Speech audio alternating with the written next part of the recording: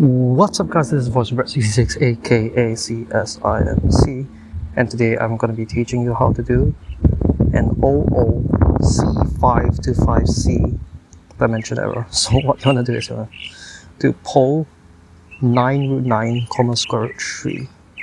Then you want to do an unstack, which is basically where you do uns and then you spam the to the power of button until it gets to the max. Then you fill all of these up with uns until you get to the second last one where you type divide uns plus, you remove the plus, equals AC up, AC and left. So you remove the dot over there and you replace this entire chunk with 389295. And what I want to do after that is 661144, 661144, 661144. And once you're done, you press equals.